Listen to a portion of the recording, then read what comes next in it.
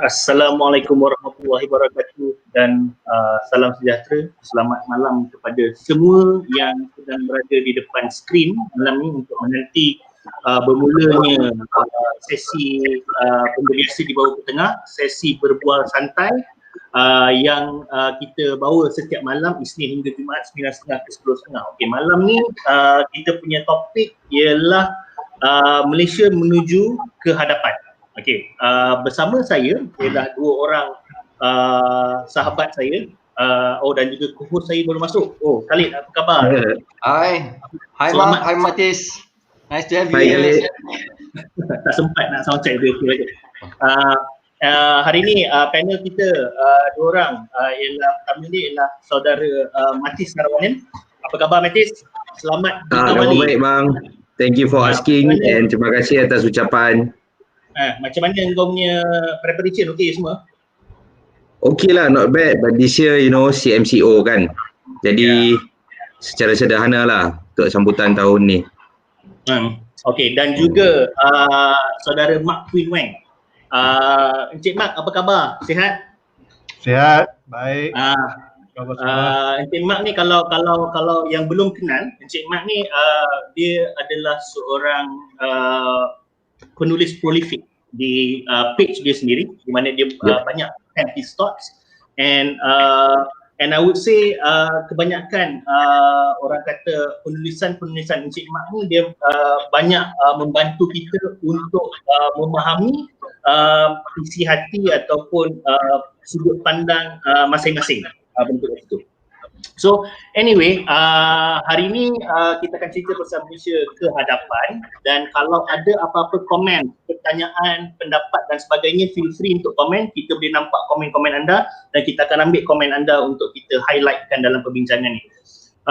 Kenapa saya pilih topik ni, Malaysia menuju ke hadapan? Sebab saya merasakan Malaysia, saya selalu cakap dengan Mathis, sebab Mathis ni ada banyak yang dengan saya lah minum. Kita selalu berbincang yang kita rasa Malaysia ni dia banyak potensi untuk maju ke depan. Kenapa? Sebab kita unlike any other Southeast Asian countries, we keep our each identity.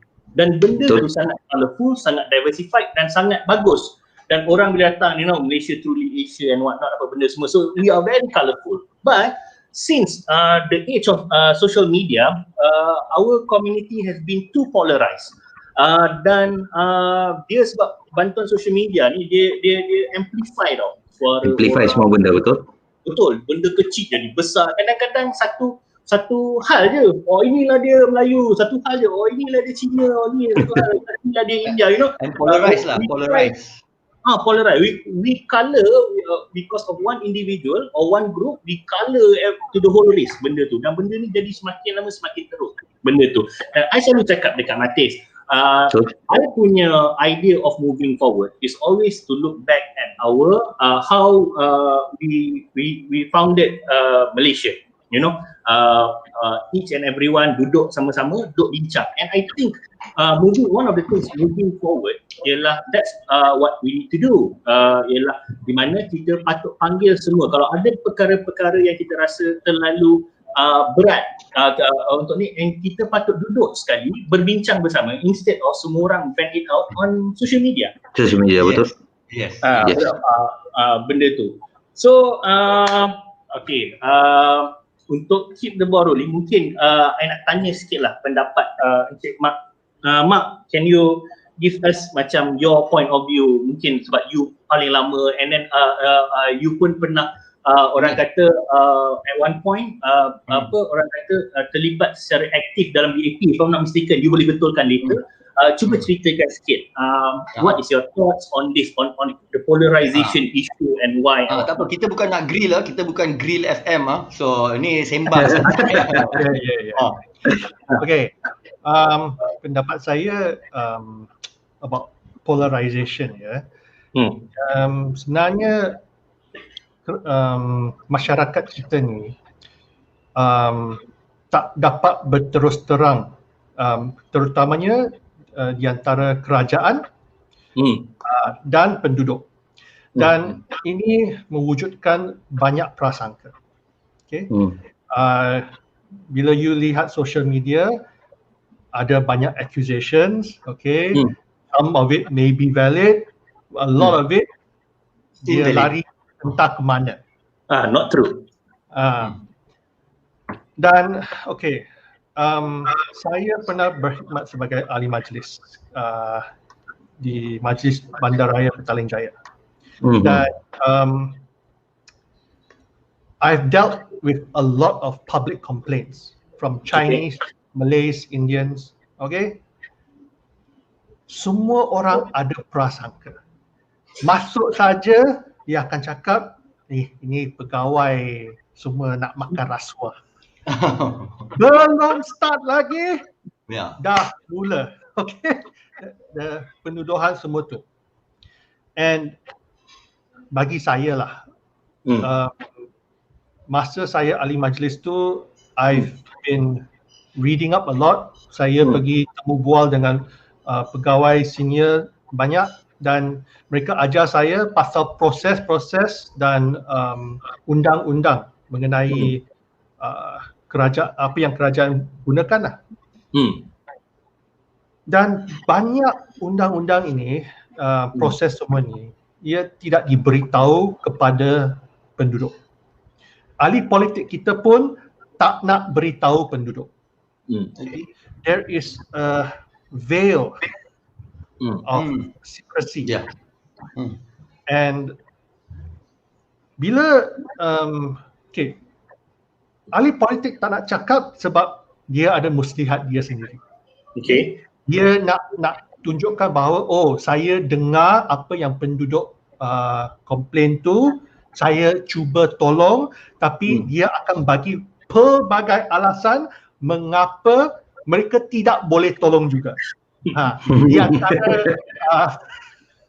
Di antara alasan yang diberikan, ini di BN yang luluskan dulu, kita tak boleh buat apa-apa. Okay? Walaupun kalau you baca dengan teliti apa yang undang-undang tu cakap, setiap tahun misalnya MPPJ kena bagi renewal of the license. So kalau you tahu tiap-tiap tahun kena renew license tu, takkanlah you nak salahkan dia. Kenapa you tak batalkan lesen tu? Kan?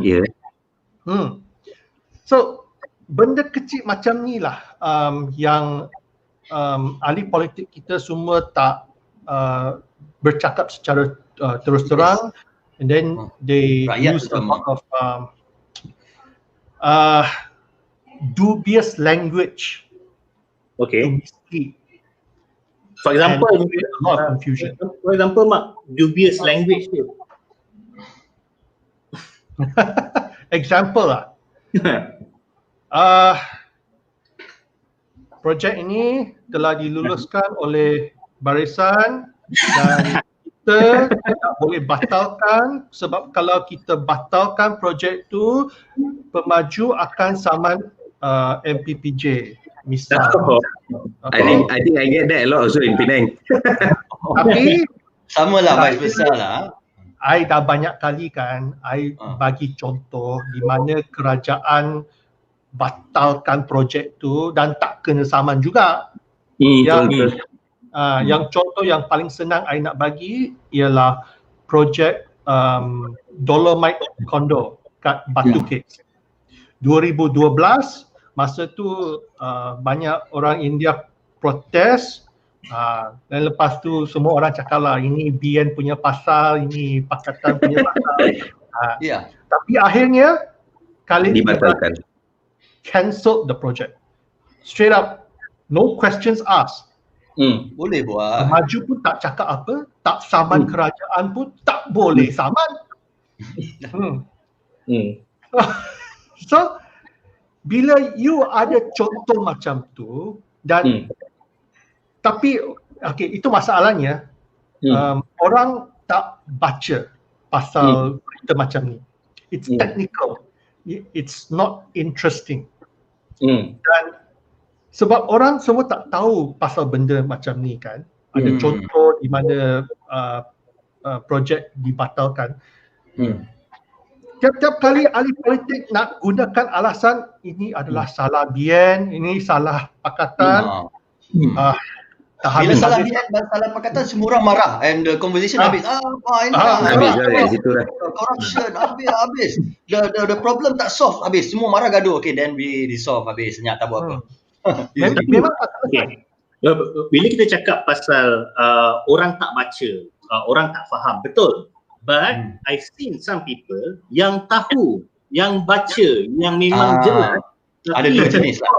Political ideologies. Dia kata, kalau I bring this forward, it's going to attack my own party or my own, your party yang you sokong. So you tutup the truth or ni, and then you ni, and that's what's happening dekat Malaysia.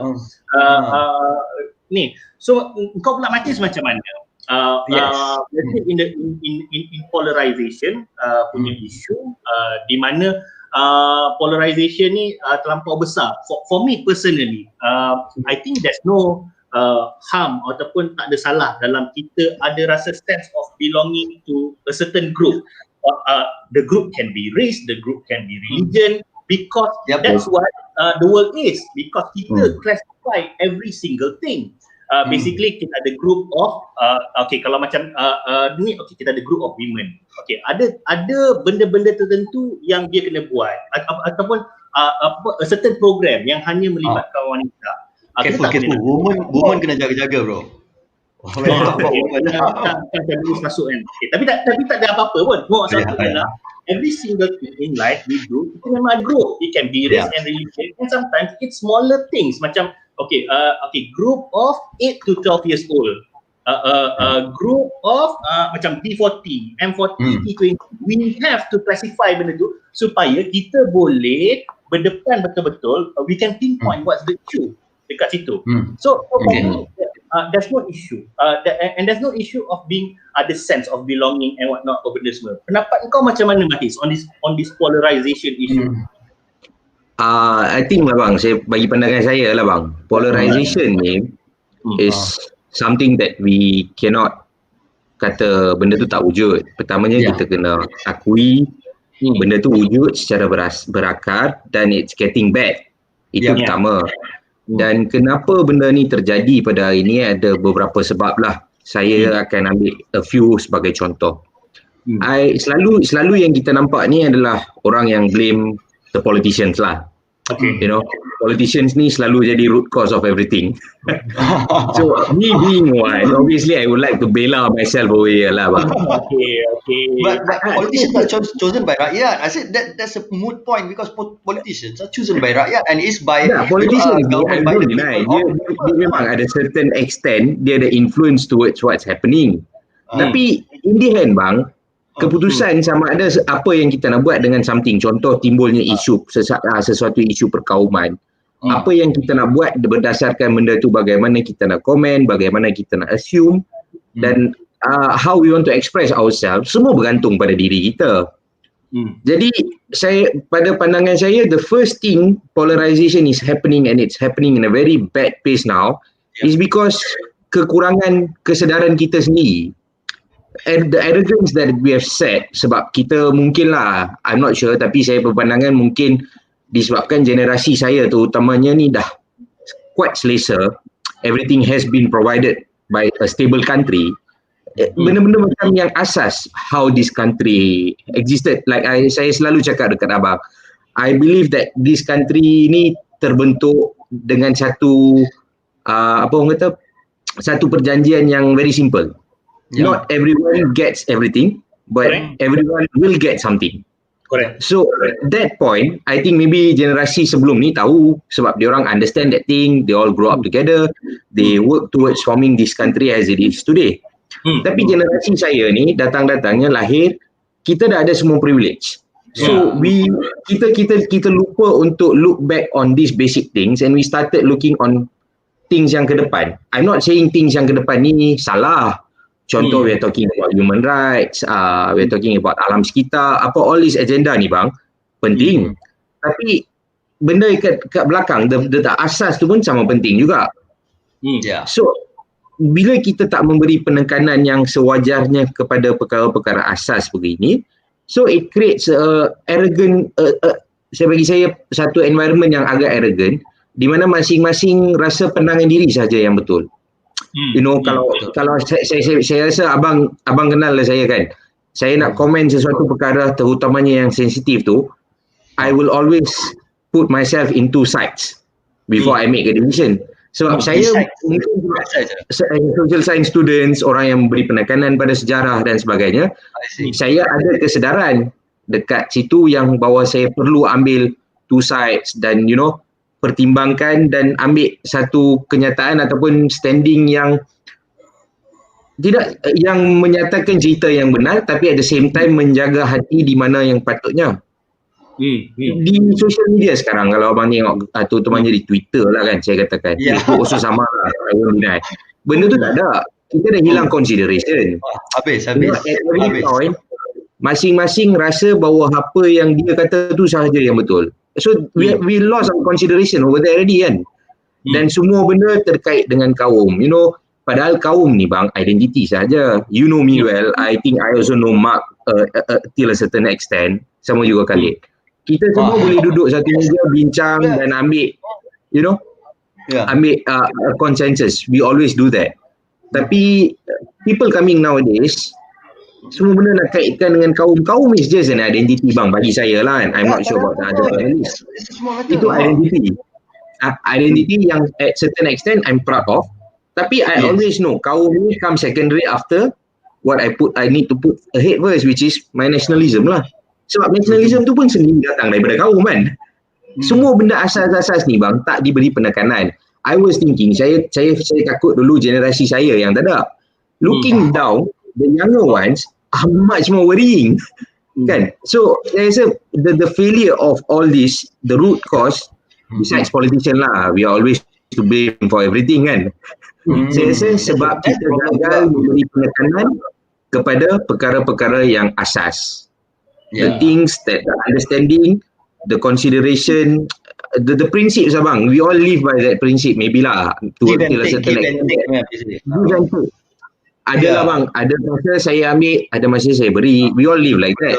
But the upcoming generation is losing that consideration, dan sebab tu saya rasa one of the biggest point of why polarization is happening, not just in terms of race, in terms of gender, in terms of ideologies and everything. Semua nak bawa ke extreme left or extreme right. No one wants to sit in the center, right?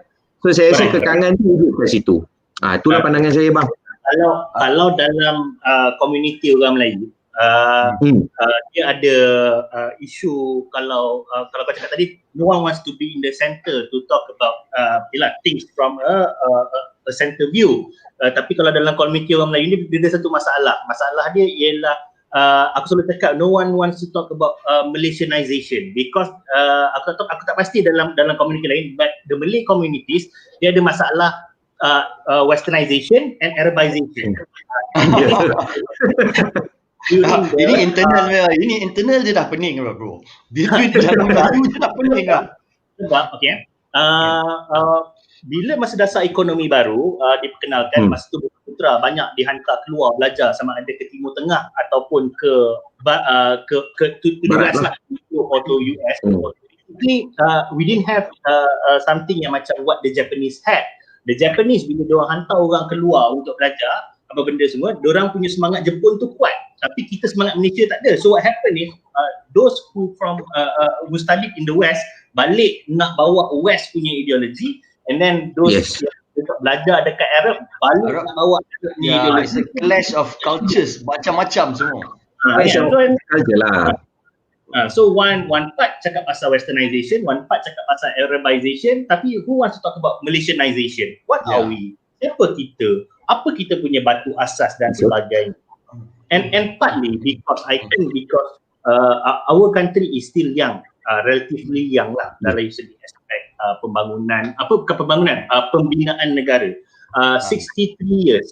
Tapi kalau kita tak betulkan sekarang, we will not give our future generation a fighting chance. A fighting chance in a sense of perpaduan, untuk bersatu padu, untuk maju ke depan bersama. if those who orang kata baca tulisan-tulisan saya, I've always tekankan benda ni. In my dictionary, there's no such thing as you balik sana lah, you balik sini. Tak, kita dah macam ni. We have to move forward macam ni. Cumanya macam mana? Macam mana benda tu kan? The problem ni betul. Aku rasa kita tak ada identiti sendiri. Sebab kalau kita tengok Thailand or Indonesia, you know, when they market themselves, amazing Thailand, amazing Indonesia, Malaysia tourism, truly Asia. What are we then? We don't know. What is amazing Malaysia? What kita nak showcase? Kita tak ada. We are sort of lost. Tak ada image dah. Aku suka sebenarnya Asia truly Asia tu. It's a form of marketing, but at the same time we are lost.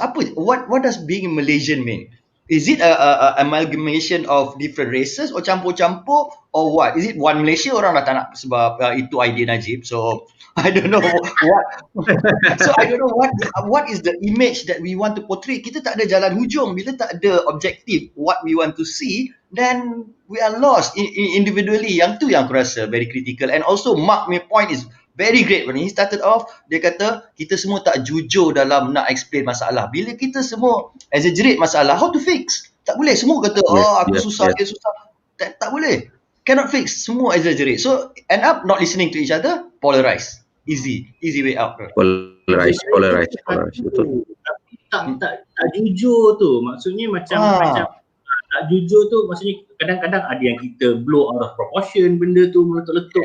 Benda pelik-pelik. But okay, since Khalid dah buka cerita pasal national identity, okay, let's go with that, national identity. Okay, macam I cakap tadi, it's because kita punya sekeliling, negara-negara ASEAN sekeliling, diorang lebih kepada assimilation, punya way forward.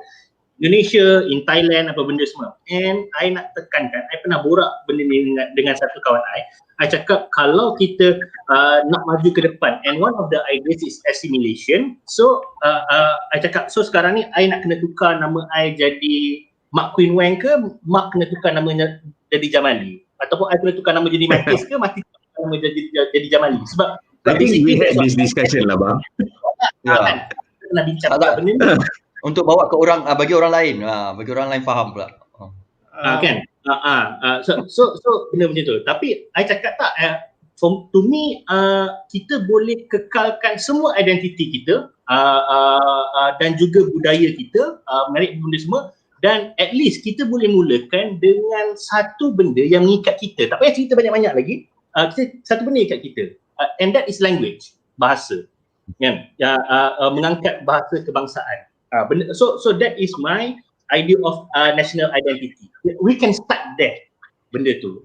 Ini tak bahasa Melayu sikit je, orang attack dan sebagainya, tak ada nilai ekonomi lah apa benda. Nilai komersial.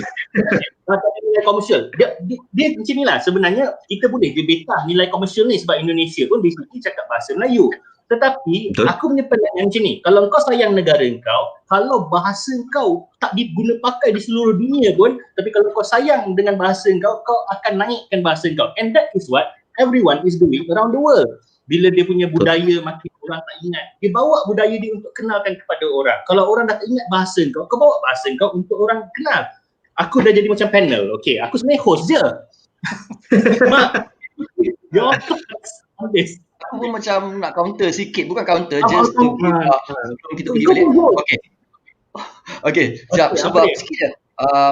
Sebab kalau bahasa, if we see at Western countries, they all speak English. The whites, the blacks, the Latinos, they all speak English, but still the problem of culture still has. Although maybe ada correct, and I agree bahasa tu penting, but maybe kita kena counter sikit lah, take that into consideration. It's not everything lah.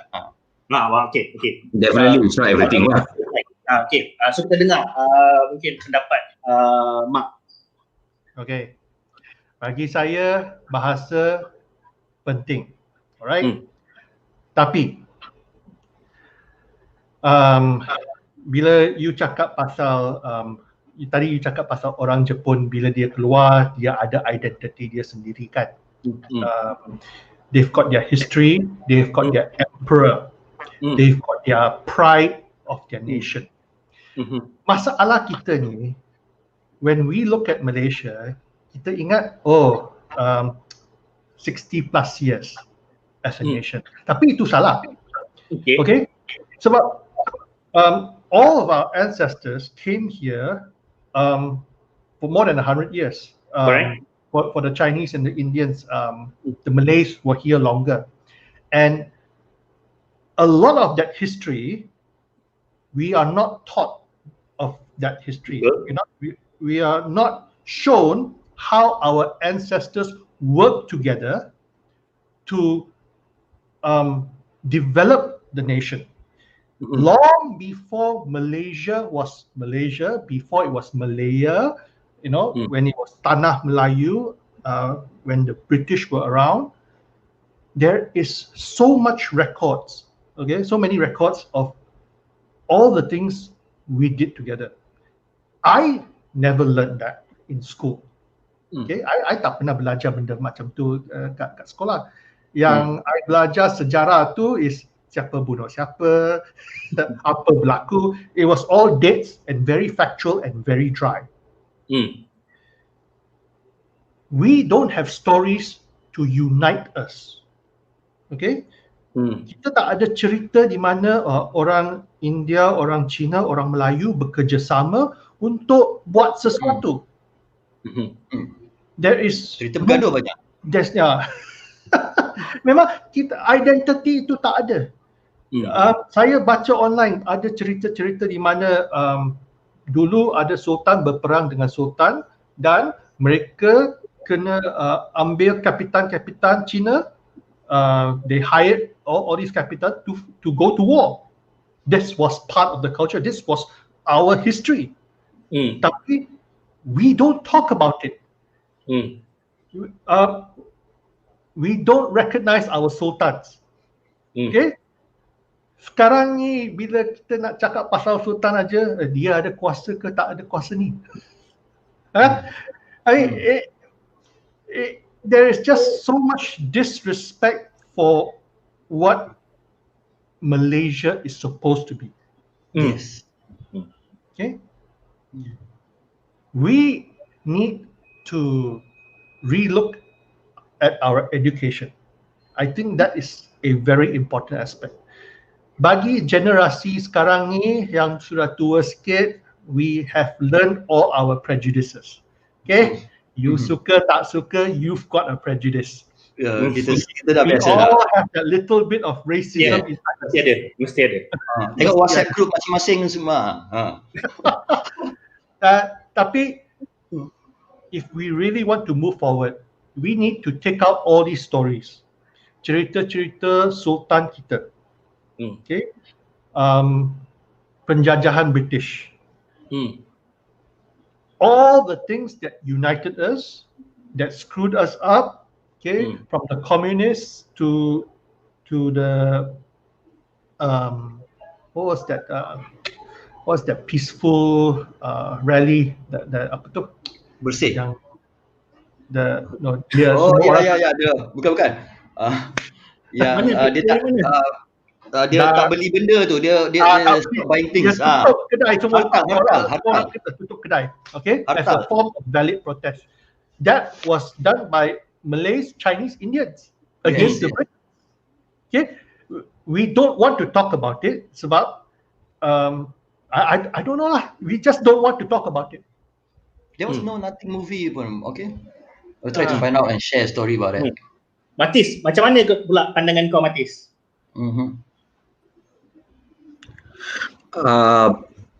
I think macam apa yang saudara Mak kata tadi, I agree totally with the exact word that he used lah. There is so much disrespect towards what Malaysia is supposed to be. Sebab saya always look back as a student, as a history student lah. I always look back. And one of my favourite quotes lah, antara quote yang paling saya suka berkaitan pembentukan negara kita ni adalah daripada Prof. Syaad. I think everyone knows Prof. Syaad over here. Dia selalu kata 2 points. First is that to look back on what formed this country, we should take a look at our constitution. Apa dia?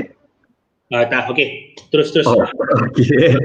No, so Prof Shah usually says that first thing foremost, untuk kita identify what's being Malaysia is supposed to mean, our reference is our constitution.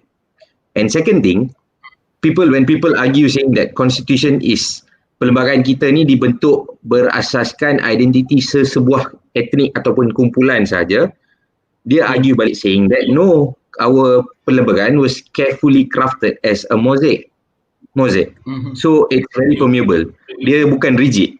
Dia bukan ada satu empat segi di mana everything is limited within that. It's something unlimited yang tak ada border and we can always explore. Despite all that, barangkali kenapa semua ni masih sedang berlaku, terutamanya dari segi kekosongan dari dalam proses ataupun identiti diri itu, sebab we have never acknowledged bahawa wujudnya identiti, satu identiti yang akan menyatukan kita. Most of the times, saya being honest lah, it's just political slogans lah. Maybe One Malaysia worked till a certain extent, tapi bagi pandangan saya, One Malaysia worked because there was a good branding tool. Betul tak? Apa pun kita kata, One Malaysia had a good branding tool. Everything was One Malaysia, so the idea was basically that. But besides that, tak ada bang. Tak ada. Dan besides that slogan, pengisian tu sendiri, macam juga saudara Mak kata tadi, pengisian pembinaan perwatakan kita dalam konteks pembinaan negara bangsa ni has been politicized. Sebab tu kita tak jumpa soal hartal. Sebab tu kita tak jumpa soal perkara-perkara macam Mak cakap tadi, di mana ada kapitan Cina yang bekerjasama dengan Sultan untuk go to war and get back the country, states and so on kan.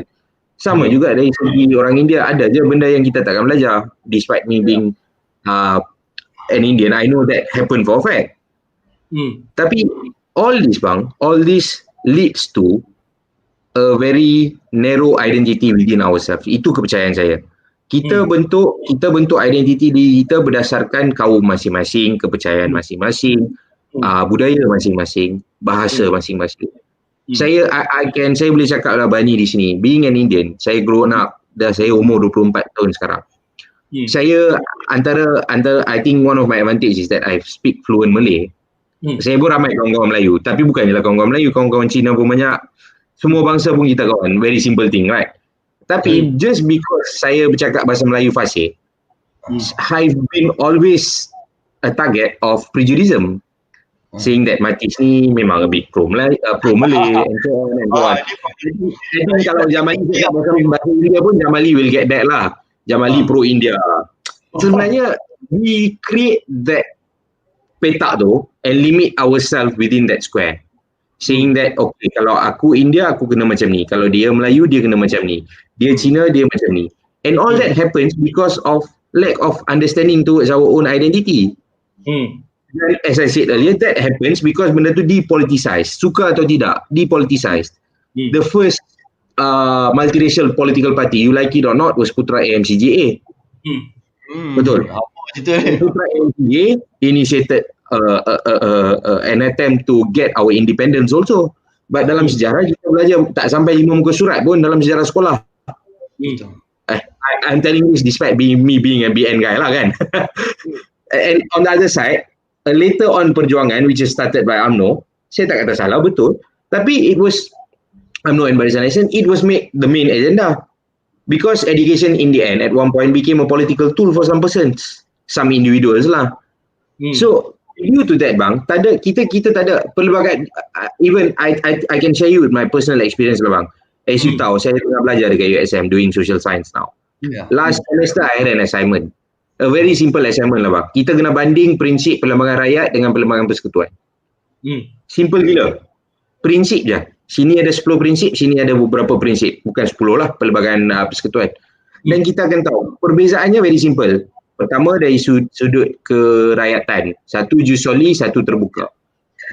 Kedua dari segi perwatakan ataupun identiti, perlembagaan rakyat propose kita semua akan jadi Melayu. Assimilation. Perlembagaan persekutuan kata tak, kita integrate, kita work together by maintaining everyone. Benda-benda ni bang, surprisingly I had my group mates yang tak tahu. Orang universiti tak tahu. And I ended up doing the assignment by my own. So, surprise ni bang, kenapa kita tak tahu? Because throughout schooling, we were never taught properly about all this. Saya tahu benda ni sebab saya ambil inisiatif sendiri. Mungkin abang pun sama lah. You took your own initiative to read and write. Tapi kebanyakan orang don't do that. Satu, it is politicized. Kedua, we don't put our initiative. If we put our initiative, how much it is being politicized, so kita akan tahu this is our identity and this is where we should work. And we won't end up drawing the box whereby we limit ourselves and leave that seorang India kena macam ni, seorang Melayu kena macam ni, seorang Cina kena macam ni. As long as kita draw that kotak and put ourselves within that doors, then we are not moving forward lah bang. Itu pandangan saya lah. Aku nak share sikit. Boleh. Ada mungkin banyak cerita perpaduan rakyat ni dah tak keluar, tapi one of the story aku nak cerita is a short story and it's quite recent tau. In 2008 general election 12, this was when Hindraf protested apa semua. Masa tu Pak Lah was the prime minister. Malaysia didn't actually have a big problem. Economy was so and tak ada masalah, but because Hindraf ni ada, and I think as a Malaysian I remembered my Indian brothers there duduk protes kat KLCC, kena spray apa semua, and it was only Indians, but that was the first time BN kalah 2/3, tak pernah sebelum tu. So Malaysians basically, walaupun kita actually sayang juga, I mean even for the 7% ni yang protes. And I understand why they protest, because economic difficulty, the estates dah mula buka and kurang because modernization, but that's why banyak Indian keluar tak ada kerja and they protest. But because of that, the whole Malaysia, I mean that was one of the main issues. Imagine because of the 7% ni, the others didn't vote for BN sampai first time dia tak dapat 2/3, and Pak Lah lost his prime ministership because of that. We do care for each other. Cuma masalahnya kita tak nampak benda ni being played. That's the important part. Mak ada nak cakap tadi Mak tambah. Bang, Khalid cakap tentang Hindraf tadi, saya nak just share 2-3 points lah yang would actually make you look back and think was Hindraf was a serious thing or not. Something lah. Tapi kesian orang tengok kesian betul Hindraf tu apa?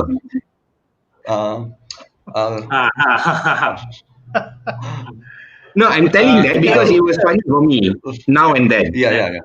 Hindraf menuntut kerajaan Britain sebagai bekas penjajah tanah Melayu dan orang yang bertanggungjawab terhadap nasib terbelakang komuniti India di Malaysia untuk membayar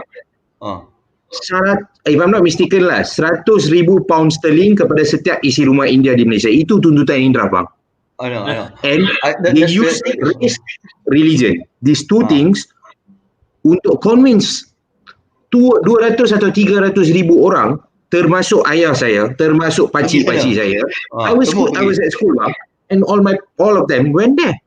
And looking back now, they know it was a mistake. Tapi inilah masalah right wing, bukan right wing group bang. This is not even activism group. These people are, sorry to say lah, selfish, yang sanggup buat apa-apa saja demi nanti buat settlement. The one for a different day lah. What happened? I know, but masa tu I think a lot for me as well. Aku macam lah, kesiannya diorang ni, tak boleh lah government ni, because actually Malaysia that time was okay. Cuma persepsi lah, maybe the force was wrong. But he was this is Khalid being Khalid. Persepsi tu is okay. What I actually wanted to say was we are getting all sorts of ideas from everywhere else because we were not taught our history. Ada kekosongan di dalam identiti kita. Okay, so bila you ada kekosongan tu, mestilah semua orang nak isikan kekosongan tu dengan ideologi mereka. Betul. Ya, betul. Kita tak nak memupuk semangat Malaysia. Semangat apa itu semangat Malaysia tu. Kita tak nak ajar sejarah kita. Kita tak nak sebab tu orang Cina pergi tiap-tiap kali cakap dengan mereka, dia akan cakap dengan you 5,000 tahun punya sejarah Cina. For what? Orang India dia akan cakap sejarah orang India. Okay? Kerajaan India. Yeah. What does that have to do with us? We are so far apart. You suruh saya balik China pun, I don't even know what the hell they're talking about. You pun kena halau balik sini. That we have grown too far apart from China and India and whatnot, okay? But we refuse to acknowledge it, and we refuse to look for that Malaysian identity. And our government also don't want to give us that identity. Because it's Kali confuse all of us. Okay, so it becomes all the propaganda of political parties. But Mak, it's hard to push greatness aside. Okay, macam contoh lah, this baru-baru ni Kamala Harris naik kan, and then a lot of Indians macam suka rejoice apa benda semua kan, and ada yang apa benda lah ni kan semua kan, tapi kan kalau macam yang Kamala Harris ni mungkin orang Melayu, misalnya orang kata diaspora Melayu, tak tahu orang Melayu macam tengok Melayu jadi vice president. So it's hard to push greatness away because sometimes ada that pride, that sense of belonging kan, history yang besar yang semua kan, because dia bukan benda yang kuantitatif, you cannot count, it's qualitative, it's inside, dia benda yang built inside dekat dalam, and you rasa benda tu yang boleh bawa you, push you forward. So kena buat benda macam Mak kata lah. What you are saying is Mak sambungan daripada Mak kata kena ada cerita yang betul, semangat Malaysia, and it continue to you. Bila dah ada semangat cerita Malaysia, it becomes something that embedded inside you, you want to work towards it. Ini yang masuk ni semua tiap hari, bahaya ni Malaysia kini, utusan parah. Dan lagi satu yang susah dekat Malaysia ni ialah bila cakap pasal national identity, kalau kita boleh cerita lah all this, I wouldn't say retorik ni macam jahat sikit lah, tapi kita boleh cerita semua pasal national identity, tapi once kita dah duduk untuk come to a decision, what is our identity? Let's say lah, kita kata identiti kita ialah macam Indonesia, kita bahasa Melayu sebagai bahasa kebangsaan, bahasa paling utama. Maksudnya dan semua macam PBT, local authorities kena kuasakan hanya orang kata banner ataupun papan tanda yang berbahasa Melayu saja. Boleh terima tak semua? Jadi that it comes to that benda tu.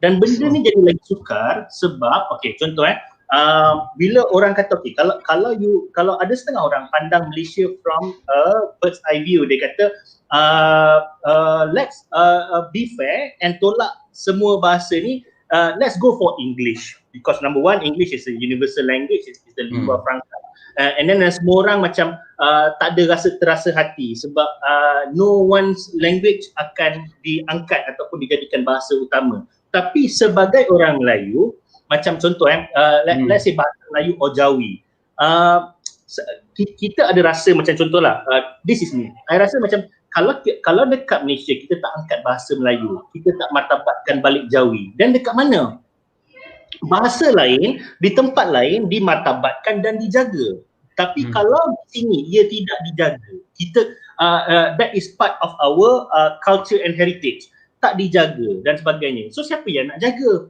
So dia jadi dan bila kalau I cakap macam tu, dia akan nampak macam of course lah, you Malay senang lagi cakap benda tu kat sana. So hard Mak, benda ni. Kawan lah dengan Malay. Saya suka kawan orang sama kamu. Chinese, I actually support bahasa Melayu dijadikan bahasa utama. Bahasa Inggeris ni is it's good for education. Itu tak dinafikan. Tapi untuk mengeratkan hubungan untuk seluruh Malaysia, bahasa Melayu kena diutamakan sebab we have kampungs, kita ada orang-orang kampung yang dia tak akan ada peluang untuk bercakap bahasa Inggeris. Mampus lah dia. Kalau orang bandar tak boleh cakap bahasa Melayu, kita pergi kampung, habislah. You talk chicken, I talk duck. Kamu lah Google pun ada bahasa Melayu you nak tukar kat komputer kan. Takkan you tak boleh tukar. I mean, people lah. Ya. Macam tu lah. Ya, Mathis dengan kita lagi ke tak ni? Dia macam Ada. Dia mungkin tengah minum ke apa ke. Mathis, are you there? Dia tak ada. Sekejap, benda tu kat situ. So, okay. Bahasa tu yang penting. That's one. And then what about the image? Okay, after bahasa katakan, what about I don't know, the country's image. Okay, imagine this poster tourism Malaysia 2015 lah, for example. What do you want to see that you want to show to others? This is Malaysia. Apa yang contoh? Lain semua bangsa dalam baju sama ke, dalam baju tradisional ke, atau the typical RTM ni gambar pakai cheongsam seorang, baju Melayu seorang, and then sari seorang. I don't know, tak tahu nak buat baju Malaysia pun susah juga. Habis-habis KLCC je yang maybe Malaysian. Dia kalau kau tanya aku identiti daripada segi image, Malaysia has always been that image. Maksudnya everyone has their own cultural punya baju. And for me that's okay. Tapi macam kalau contoh bila kita hantar kita punya squad Olimpik ataupun squad ke mana-mana ke SEA Games ke Olimpik ke semua kan. Yang last Olimpik bila? 2020, 2016 kan? Lee Chong Wei bawa yang jadi ketua contingent, dia bawa bendera Malaysia kan. Dan badminton unite. Semua I think masa tu atlet pakai baju Melayu dengan songkok, and then yang atlet wanita pakai baju kebaya. So basically bila keseragaman when keseragaman comes into play untuk mewakili negara, basically kebanyakannya akan membawa baju Melayu lah. And benda ni nampak juga dekat parlimen dan sebagainya, bila macam persalinan dia tu banyaknya persalinan baju Melayu dekat situ. So tetapi on other occasions I okay je dengan image Malaysia ni truly Asia, pelbagai budaya dan sebagainya. Aku suka partly because I think benda tu fitrah kita kot. Basically okay, let's say like we talk about kita punya fitrah or kita punya a sense of belonging. Let's take Indonesia for example. Dulu Indonesia is very Javanese centric, nama dan sebagainya. Tapi dekat now in Indonesia, correct me if I'm wrong Mak, dia tengah ada juga search of semangat orang kata budaya Cina tu makin naik, especially in Jakarta. Nampak benda tu semua because at the end of the day kita susah nak putuskan diri kita dengan siapa kita punya diri. It's built in us benda tu kan. So for me no point lawan fitrah ni. Not on that juga. Not into juga macam yang banyak Jakarta ni yang because of semangat Cina ni sikit. It's because of the capital that they have. Banyak yang memang super rich millionaires yang spend on their culture and they share it. So benda ni ada jugalah efek dia sebab kita dalam hidup dalam dunia kapitalis sikit lah, tak sebanyak. So siapa yang ada duit can influence. The problem is influence. To influence people you need money juga and all that juga lah. I think what we need to do is kalau boleh lah kita fokus benda yang semua orang suka lah. Contoh nasi kandar ke or kari pap, nasi lemak lah for example. Benda-benda yang kita suka ni kita push gila-gila. Yes. I think we should relook at our TV. Okay? Tapi tak ada siapa tengok TV dah Mak, semua YouTube saja. Okay, betul. Tapi you ingat tak dulu kan we had no problems watching each other's shows. I masih ingat all the old dramas. Okay. I've gone for a Malay play, P. Ramlee. Okay? And I enjoyed it. Okay? It was a typical slice of life story. Seorang Melayu that was a famous icon. But we don't bring these stories to the masses. I have to pay a lot of money just to watch a good quality show. I think we need more quality stories on TV that can give excitement to all of us. Yeah. What we were, how we were, where we Yes. came from. Sekarang ni kalau you tengok TV, ini billionaire pakcik ke, perempuan That's why kita tak tengok TV. Okay, you sendiri pun tahu you tak tengok TV sebab cerita sekarang semua ni macam tu. Pak billionaire cuba goda isteri apa, I tak tahu. Tak realistik langsung. Tapi sekarang kalau nak tengok, kalau sorry lah, ini macam lawak sikit, but kalau you tengok dalam segi jenayah ni, kita united actually. Macau scam melibatkan semua bangsa. Kalau you tengok banyak case, actually time tu you are really united, which is weird a bit, but I have this conversation lah, tak apa, forget, sorry. Okay, Mathis dia tak dapat join balik sebab dia ada hal tergendala. Tapi maybe ada beberapa komen yang menarik untuk pertanyaan yang mungkin kita boleh ambil untuk kita mungkin tanya pendapat Mak ataupun masing-masing on the question. Okay, so kita boleh mula soalan Bukhari Ruslan. Okay, tanya, apa pandangan panel mengenai idea untuk menutup sekolah vernacular dan membuat satu sekolah sahaja supaya perpaduan kaum itu bermula sejak sekolah rendah? Benda ni jadi aku dah nampak reaction Mak dah semacam like Mak cakap. Dia terus dia tengok dah nampak. Okay, because I think sure you kena banyak kali memang on this. Sebab tadi education kan, we have to do something about education. Okay, what's your apa pandangan you, Mak? Okay, I actually don't have a problem if you really want to close down vernacular schools. Okay. Tapi the issue of the quality of national schools, that is always a concern. Alright. I faham kenapa ramai yang suka pergi sekolah Cina, because that there is that quality of education that a lot of parents want for their kids. Okay. And a lot of national schools have a problem with producing top level students. Okay.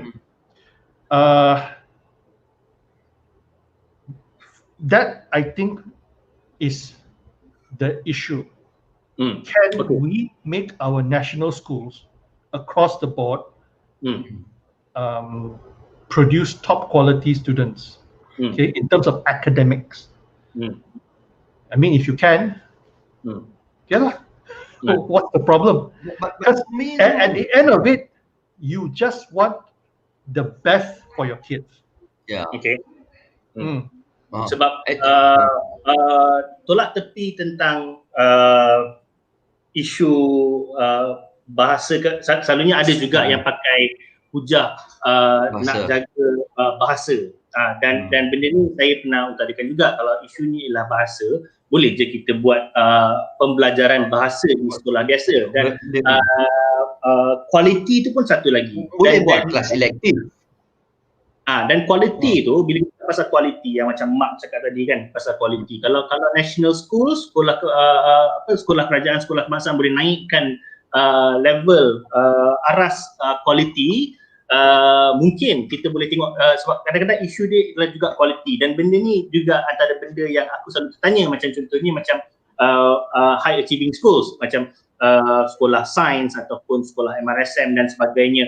Kalau dan selama ni macam kita selalu kalau nak cerita pasal pendidikan, kita akan pergi Finland, kita akan pergi Jepun, nak tengok pembelajaran diorang macam mana sistem kan. Kadang-kadang mungkin I duk terfikir kan, kita tak tengok ke dekat sistem kita sendiri, mungkin sistem sekolah vernacular, kualiti pembelajaran dia macam mana, kenapa kita tak cuba untuk bawa acuan tu ke dalam sekolah kebangsaan ataupun mungkin MRSM, cara disusun silibus atau pengajaran dan sebagainya. So basically sebenarnya kita adalah sekolah-sekolah yang bagus, sistem yang bagus, dan tak semestinya kita kena ke Finland ataupun ke Jepun untuk tengok benda tu. Tapi itu pun antara isunya lah yang mungkin quality. Tapi macam biasalah dekat Malaysia ni, bila kita dah blow out of proportion, campak satu komen tentang bangsa, tentang race, dia terus snowball jadi satu isu yang besar lah kat situ. So Khalid, engkau pula macam aku dah nak cakap juga ni, sebab aku rasa kesian sebenarnya. It's unfair. Kalau aku jadi bangsa Cina, if I put myself in bangsa Cina, aku rasa rugi kalau aku ambil vernacular school hanya untuk nak ajar bahasa Cina, tulis Cina ni apa semua, but aku tak dapat tempat yang in tertiary education ni kat university and college. Sebab ini lagi penting. Kalau kau sekolah rendah, sekolah menengah, tak semestinya kau boleh dapat tempat college. And kalau aku, if that is the trade-off, okay, if I can leave this vernacular schools and get places dekat university apa semua, this is a zero. This is benda yang senang sekali untuk tinggal. Aku rasa ini satu penganiayaan sendiri. I think kalau is that the trade-off, that is so much better trade-off. I'm trying to put myself, bila aku fikir, kenapa, what are they fighting for? Sebab tak semestinya kau tak ada sekolah tu ajar, you get tak belajar bahasa Cina langsung. And ni boleh juga dijadikan, like you said, mata pelajaran elektif. But what are you fighting for? You are not fighting for the betterment of the Chinese children. You're fighting for your own existence here. It's not about Chinese education. It's about their fight. I'm sorry, tapi aku rasa macam tu. Sorry. Boleh je kalau orang nak betah kau, boleh je nanti kita buat lagi satu session. Kita buatlah, kita bagi orang marah dulu lah. Nanti mesti ada orang reply, nanti kita panggil lah. Tapi Mak, satu lagi tentang Mak nak reply tu? Mak nak reply something? Tentang quality of education. Kadang-kadang ada juga yang satu pandangan lain di mana dia mengatakan sebenarnya kualiti pembelajaran di sekolah kebangsaan sebenarnya tak adalah seteruk yang disangka. Sebab contohlah saya sekolah biasa, daripada sekolah rendah di Seri Petaling PJ, dan kemudian di sekolah menengah sekolah menengah Subang Jaya, saya ramai je kawan-kawan classmates yang Chinese dan sebagainya. And sekarang pun kawan-kawan Cina saya ni high achievers jugalah. Ada yang kerja dengan corporate apa benda ni semua kan. So ada macam yang bab quality tu mungkin ada juga yang orang mungkin tak bersetuju. So benda tu yang buatkan orang kadang-kadang macam diorang tak setuju dengan vernacular ni. Sebab kalau nak kata quality, it's either number one, kita boleh wujudkan satu jawatan kuasa untuk tengok kembali sistem pendidikan vernacular ni dan mana yang bagus kita boleh adapt kepada sekolah kebangsaan. Dan satu lagi hujah ialah dia kata I daripada kecil sampai ke besar sekolah kebangsaan, and I don't feel macam inferior to other systems including MRSM ke vernacular schools ke. Sekolah kebangsaan. Okay, tapi I get the argument. Memang bagi saya lah, because I came up from sekolah kebangsaan pun, I don't really see an issue with sekolah kebangsaan in terms of quality. I think the other unsaid argument is Islamization. Okay? Yes, okay? I have to agree. Ini memang sensitif punya topik. Tapi kita cakap, yes. Kalau tak cakap, alright, it's not addressing the whole issue. So, bagi ramai orang Cina, dia ada prasangka bahawa sekolah nasional is focused too much on religion. Okay. Dan for them, Chinese school, vernacular school tu is all on academic. Jadi memang mereka nak macam tu. But is it really that fear ke Mak? Takut Islamization ni semua, takut macam hari tu Jawi. I'm not sure but ini betul or is it memang betul ada that fear? Islamization. when it comes to Islam and Chinese, there is always a fear for it. Okay? Patutlah, tak dapat Yeah. aware. Okay. The fear, I kena jelaskan benda ni sikit. Ah, The fear is the wealth of the Chinese person cannot be passed down to their families who are non-Muslim. Okay, this pasal harta benda kan, orang Cina ni they are very tapi possessive. benda ni tak berlaku kan, 60 tahun mana ada, tak boleh turun ke. Sorry, tak faham. What's that? If you're Muslim, you cannot if you're you not can pass down to non-Malay. you can't pass it down to non-Muslim. Okay? So that is one of the main issues the Chinese have with Islam. Okay. And mereka tak nak cakap benda ni. Itu I first time dengar, ada 43 years old. Mereka tak nak mengaku bahawa mereka takut kalau if one member becomes Muslim, they cannot give them anything at all. Because if whatever is given to that person, dia tak boleh keluarkan balik. Ingat pasal if there's no other Muslim family member, then the government takes everything. I see. So I think tak apalah. I don't think that's very true, very far. But if that is what, then maybe kita kena ada more conversation around this to clear the air. We need to have a conversation on this. That's what we're doing. Out in the open. Okay. The Chinese don't like to talk about it. I ingat dia takut sunat semua sebelum ni. Okay lah.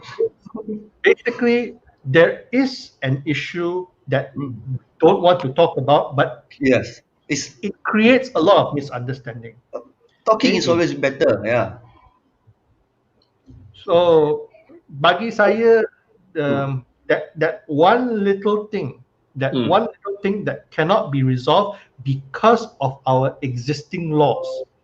So, orang Islam, you have a Sharia law, and then the non-Muslims, we have our own separate laws. When you come to inheritance, how you treat family and all that. That divide causes a lot of misconceptions. It causes a lot of misunderstandings. It causes a lot of friction, even within families. And I've seen it with my friends. Some who have converted. Okay, I had a friend who she married a Malay. And then cannot reverse already. No way out. Then she divorced him. And she was taking care of her mother alone. And then she came up with the realization, saya ada masalah sekarang sebab kalau saya mati, my mother has no house over her head. My mother is not protected. So she sought to convert out again. Which she can, I think.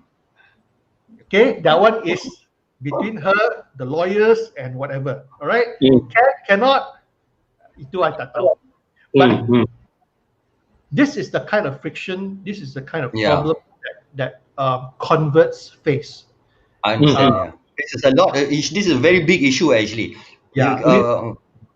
For the non-Muslims, we talk about it, but we don't talk about it with Malays. and I think that is basically a problem. If you want to resolve this in terms of law, if you want to resolve it in terms of getting things changed for the benefit of everyone, to get an understanding, you need to address it. You need to talk to Malays. Definitely. You don't talk about it. So boleh dah. Kita pun tengah buat juga. Tapi Inisiatif untuk duduk berbincang untuk selami hati masing-masing. Ini pun dah bagus, susah gila. Benda ni dah lama kita cakap, dan benda ni ada jugalah orang initiate sikit sini sikit. Tapi sebenarnya level mana yang kena initiate benda ni? Rakyat ke? Itulah politicians takkan buat. Dah 3 tahun, dah 4 tahun. Ada tak politicians datang macam, tenang semua, kita bersatu lah. Nobody ever call for that. Yeah, it's even good kita pecah because it's good for them. Memang semua parti politik is on that. Mana ada parti politik, kita semua Malaysians. Have you ever heard any politicians the last 5 years pun? Tak ada. Masalah dia Khalid, bila level rakyat yang initiate benda-benda macam ni, tak ada sambutan. Everyone has their own idea. Ya. Malam ni kita 3 orang. Kita ada idea kita sendiri. And then kalau ada group lain buat, diorang ada idea dia, group lain buat. Betul. Tak ada one overarching idea lah. Ya. Benda tu. Tapi bila dia berlaku di peringkat tertinggi, dia akan spill over kepada semua. Maksudnya benda tu jadi satu pemahaman kepada semua. So benda tu lah yang kadang-kadang yang selalu aku berfikir macam, siapa yang nak kena initiate level Menteri Unity lah. Kita dah ada menteri yang aku tak tahu buat apa. Sorry lah, tapi aku tak tahu dia buat apa sampai sekarang. Legam ni. I don't think we should. Sorry. Okay, kita edit nanti. Menteri Unity ni tak berguna if you ask me, because we solve things by straight away going to the ministry in charge of something. Alright? Yang Menteri Unity ni, dia what is the job scope apa? You want to unite people, but people are facing problems. What exactly can you do to solve the problem? Apa? May as well go directly to the menteri. Kan? Tapi kalau ada, kau nak buat pun jabatan tu, kalau boleh initiate every month, panggil, buat reconciliation, duduk, panggil persatuan dan sebagainya, untuk kira ada lah juga kan. Tapi so far tak nampak lah. Sebab tu macam mungkin Mak kata macam, apa tugas you sebenarnya, dan macam kata apa tugas you sebenarnya. Mungkin lah kalau ada yang mendengar sesi malam ni, yang ada berkaitan dengan jabatan perpaduan dan sebagainya, mungkin lepas ni boleh initiate, mulakan satu mungkin. Yes. Every week kita kena ada. Yes. Kan, untuk orang duduk kenal. Dan memang kita tak kenal satu sama lain. Dan kita tak lalui benda yang orang lain tak lalui. Macam aku, bila kita tak lalu, kita senang cakap, alah aku sama macam sama. Tapi bila aku interview, aku tanya directly macam orang India. Kadang-kadang dia nak sewa rumah. Dia tak boleh dapat rumah tu because India ada 3-4 rumah. And the desperation comes and dia betul-betul sakit hati. And these things happen in Malaysia. Bukan pasal benda-benda besar, benda-benda kecil macam ni. And tak tahulah reason for what, or maybe true or not true. But it happens a lot and that's not the first time. So kita tak lalui benda yang mungkin bangsa lain tak lalui. So that's why we have to come together and tell stories instead of arguing. Bila kita tak faham, macam mana kita nak solve the problem? So it's good that we listen. Listen is good. Aku baru hari ni belajar Mak. Okay. Asal apa? Okay. Bukan sahaja pada kefahaman budaya, tapi pada kefahaman agama juga. Contohnya, aku rasa ada orang tak pernah nampak topek kong Datuk Putih. Datuk Putih punya apa ni? Tokong, di mana kata, ini ialah penghinaan kepada Melayu just because ada dia pegang keris sebelah dan dia pakai serban apa benda semua kan.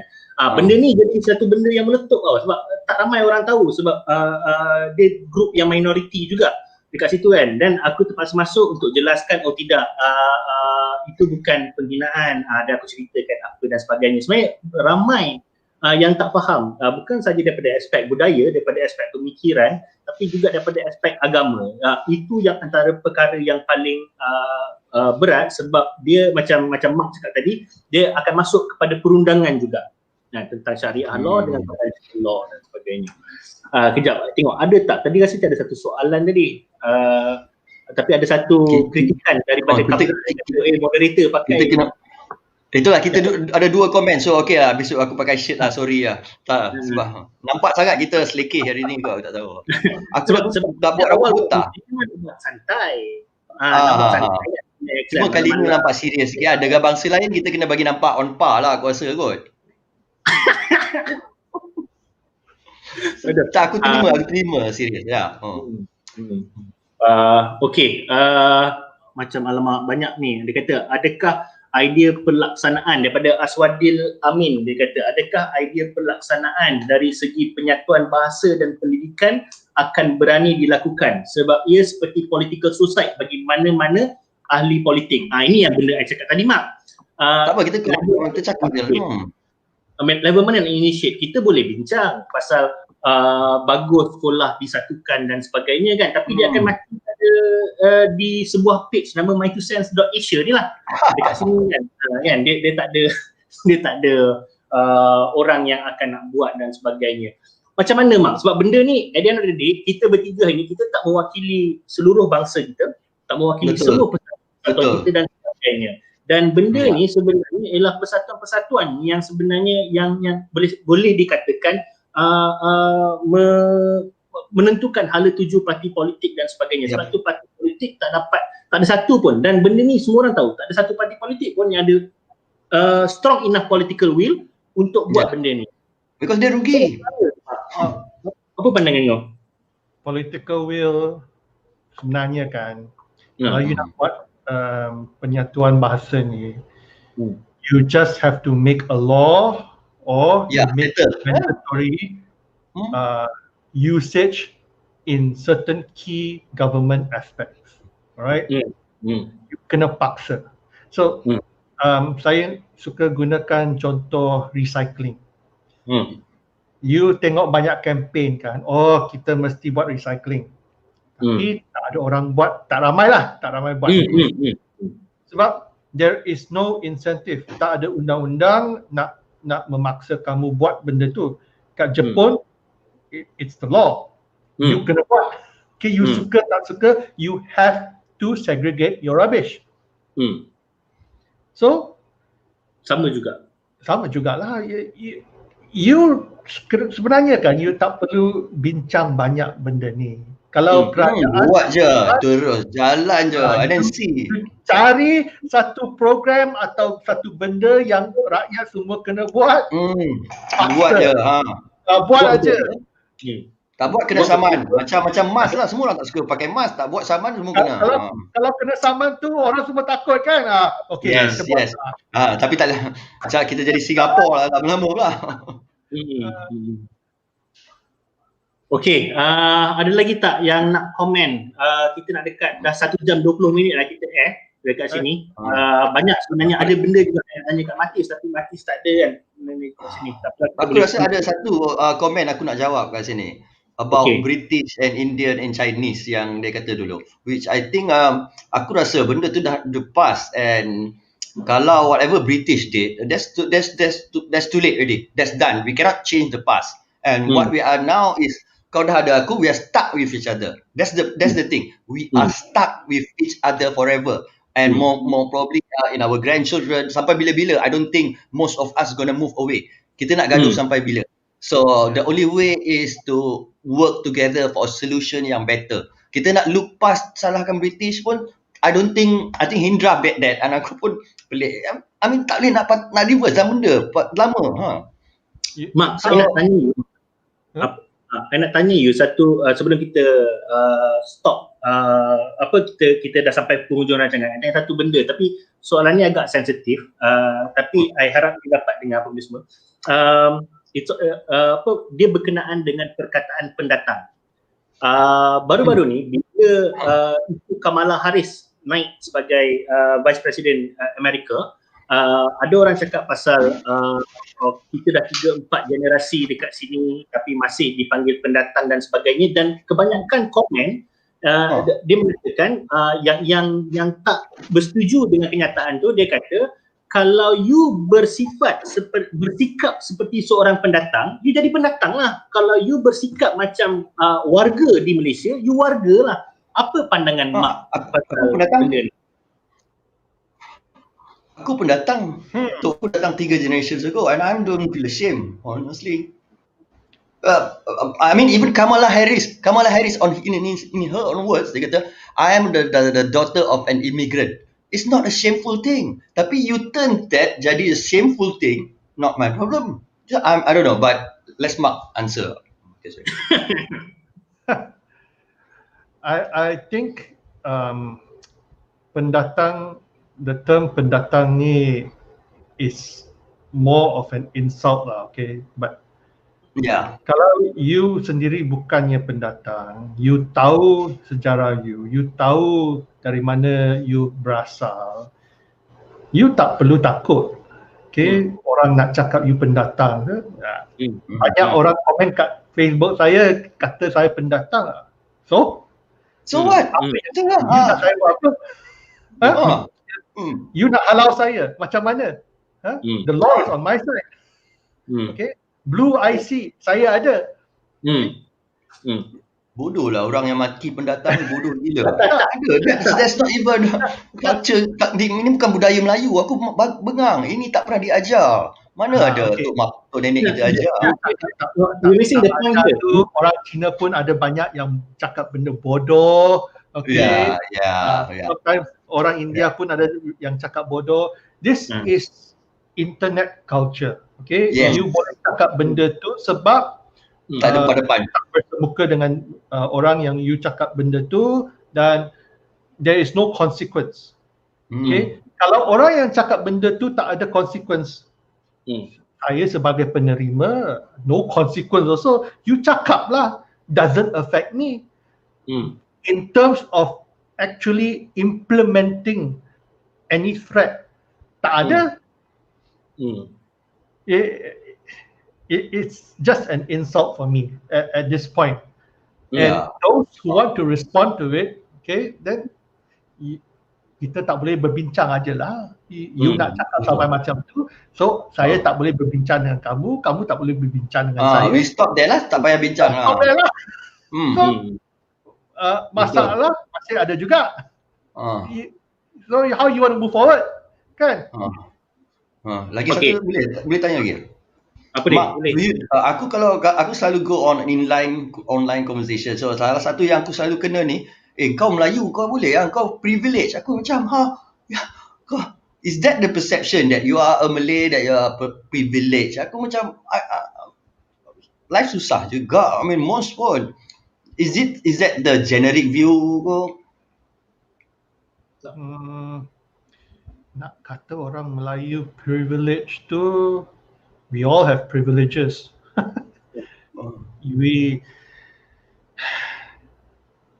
It's just a choice, sama ada you nak bersuara atau tak nak bersuara. Okay, itu aja.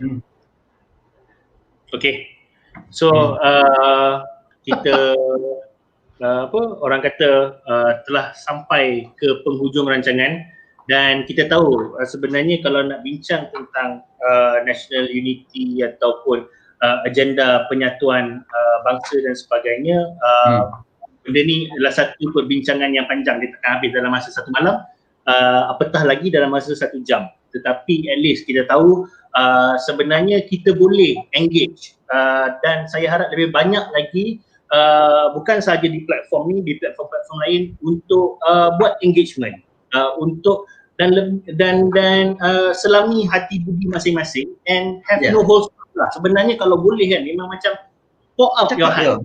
Cakap. Kurang faham your point of view. You punya ni kan. Maybe harapnya dengan kita punya sesi malam ni mungkin akan ada orang lain pun macam let's do something like this untuk kita mula engage and then berbincang berdepan realiti masalah-masalah yang kita hadapi dan kita rukai satu dekat situ. Okay. Tali pakai t-shirt dah. Esok aku pakai tie. Tie over. Saya ingin mengucapkan terima kasih banyak-banyak. Thanks Mak. Thank you for having me. And kepada Mathis sebab sudi meluangkan masa. Mathis lagilah dia tengah sibuk dengan persiapan di Pawali esok. kita malam ni membincangkan sesuatu yang mungkin boleh dianggap tabu di Malaysia, di mana kita banyak stay dalam bubble kita.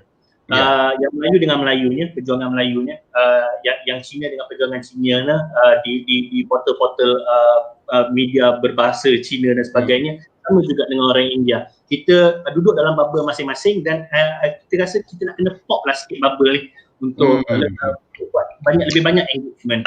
Betul. Again, terima kasih Mak untuk thank you so much. Khalid, terima kasih. Kepada yang menonton, thanks Mak, see you again pada yang menonton, kita mungkin boleh buat lagi sesi ni dan kita boleh engage lagi. Kalau ada apa-apa orang kata idea dan untuk buat